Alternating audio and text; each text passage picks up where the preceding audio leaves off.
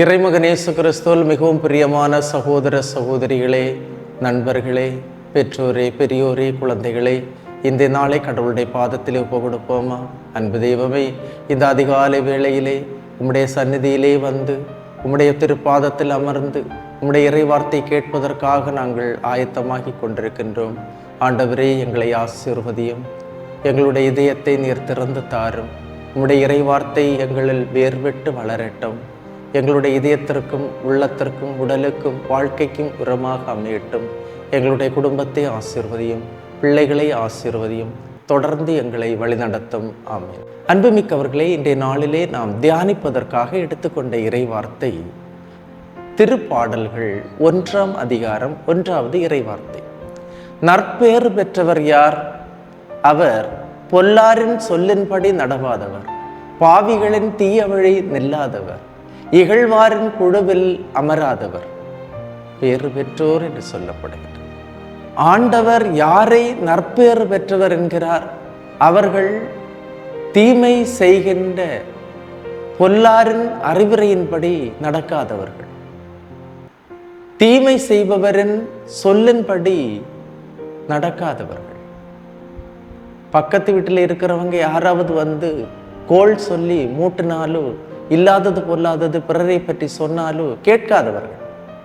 நண்பர்கள் வந்து தீமையான வார்த்தைகளை விதைத்து விட்டு சென்றாலும் அந்த தீமைக்கு அடிபணியாதவர்கள், அதை உள்ளத்திலே எடுக்காதவர்கள். பாவம் செய்கின்றவர்களின் தீய வழி நில்லாதவர்கள். யாராவது பாவம் செய்கின்றார்கள் என்றால் அவர்கள் பக்கத்திலே நாம் செல்லக்கூடாது. அந்த பாவம் நம்மையும் பற்றி நம்மை சீரழித்து விடும். பிறரை பழித்துரைப்பவரின் குழுவில் அமராதவர்கள். அவர்கள் கடவுளின் சொல்லின்படி நடப்பவர்கள். பிறரை பழித்துரைத்து அவர்கள் மேல் இல்லாதது பொல்லாதது சொல்லி 3-4 பேர் இணைந்திருந்து பிறரை பற்றிய அந்த நற்பெயரை கெடுக்கின்ற அந்த குழுவினில் அமராதவர்கள் பேறு பெற்றவர்கள். மாறாக இறை வார்த்தையை தினமும் கேட்டு அதன் அடிப்படையில் தங்கள் வாழ்க்கையை அமைத்துக் கொள்பவர்களால் மட்டுமே கடவுள் நேர்மையாளர் என்று இன்றைய நாளிலே சொல்லுகின்றார். நேர்மையானவற்றை நேரிய வழியில் கடைபிடித்து உண்மையை சார்ந்து வாழ்பவர்களை கடவுள் மெச்சுகின்றார், அவர்களை வாழ்த்துகின்றார், உயர்த்துகின்றார். பிறரை பழித்துரைத்து வாயின் சொற்களினால் பாவத்தை கட்டி கொள்ளாதவர்கள் கடவுள் பார்வையில் பேறு பெற்றவர்கள். கடவுளும் அவர் வார்த்தையை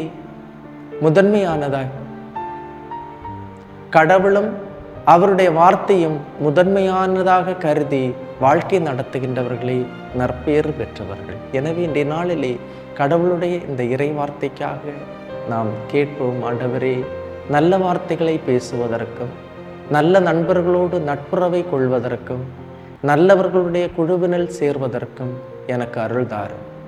எல்லாம் வல்ல இறைவன், தந்தை, மகன், தூய ஆவியார் உங்களையும் உங்கள் குடும்பத்தையும் நிறைவாய் ஆசீர்வதிப்பாராக. ஆமீன். இயேசுவுக்கே புகழ், இயேசுவுக்கே நன்றி. மரியே வாழ்க.